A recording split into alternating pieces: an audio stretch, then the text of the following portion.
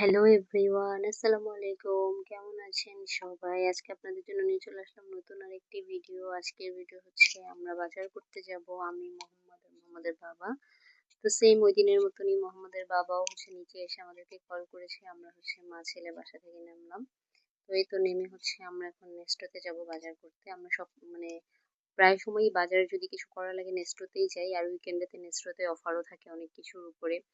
দেখা যায় যে কোনো জিনিস আসলে অফার একটু কেনাও যায়।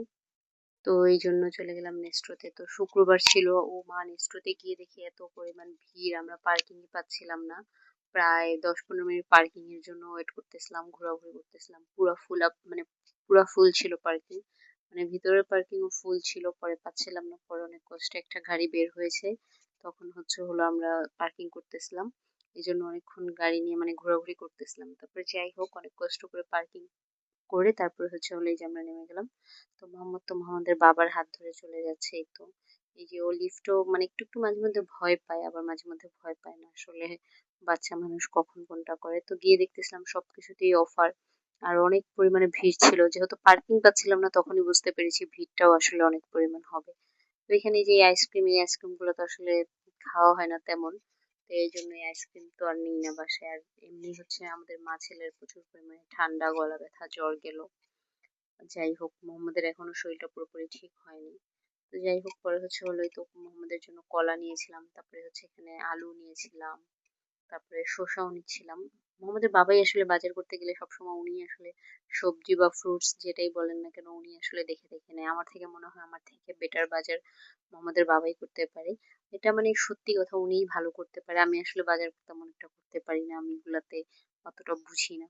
উনি এই জন্য সবসময় ওইভাবে বাজার দেখে টেখে ও সবসময় করে। তো এখানে ট্যাং দেখতেছিলাম, তো ট্যাং আসলে খাওয়া হয় না, যেহেতু ঠান্ডা চলে আসছে এখন আর তেমন খাওয়া হবে না। তো যেহেতু গুঁড়া দুধটা আমার বাসায় প্রচুর লাগে, ডেজার্ট আইটেম বা যে কোনো জিনিস আমি অনেকটা গুঁড়া দুধ ইউজ করি। তো এই জন্য আমি একটা গুঁড়া দুধের প্যাকেট নিচ্ছিলাম। তো গুঁড়া দুধও দেখতেছিলাম অফারই চলতেছিল। পরে আমি একটা এইরকম ২ কেজির একটা প্যাকেট নিয়েছি। তারপরে এখানে যে বিস্কিট ছিল।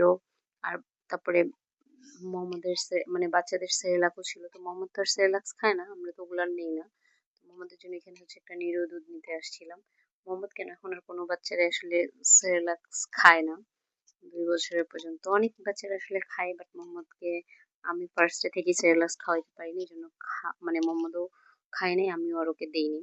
তো যাই হোক এখন আসছিলাম মোহাম্মদের ডায়পার দেখার জন্য। তো দেখতেছিলাম ডায়পারও অফার ছিল। তো এখানে আমি ডায়পারের অফার পেয়ে মোহাম্মদের যেটা আমি পরাই যে সাইজ, ওই সাইজের একদম আমি একসাথে অনেকগুলো প্যাকেট নিয়ে নিয়েছিলাম, যেহেতু লাগেই।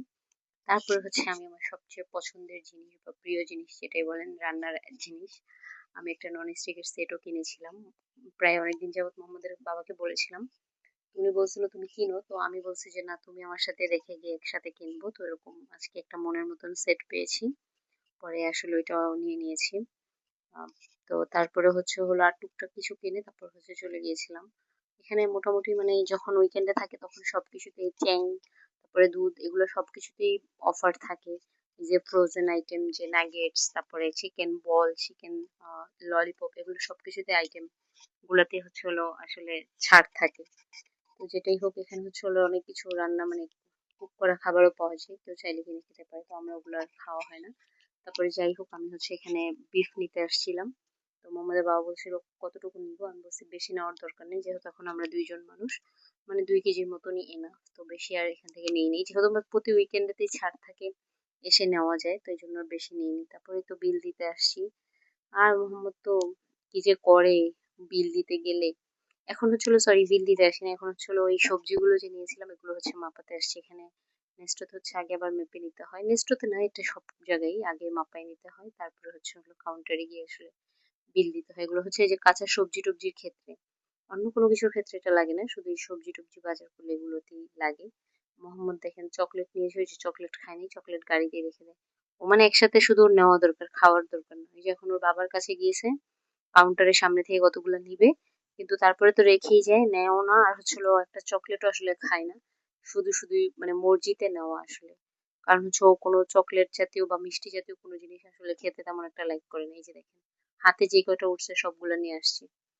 পরে আসলে এগুলো খায় না, চুইংগামও খায় না। ও তো চুইংগাম খেতেই পারে না, আর চকলেট তো যখন দেখে যে মুখে নিয়ে মিষ্টি আর খায় না। তো যাই হোক, এখন হচ্ছে যে আমরা সবকিছু নামিয়ে দিচ্ছিলাম কাউন্টারে বিল দেওয়ার জন্য।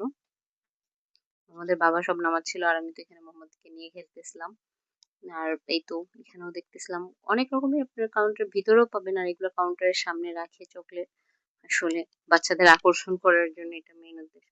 যাই হোক, অনেক কিছু নিয়েছিলাম যেহেতু কুকারের সেটটা ছিল, এই জন্য একদম গাড়ি মানে যে গাড়িটা নিয়েছিলাম সেটা একদম ফুল হয়ে গিয়েছিল।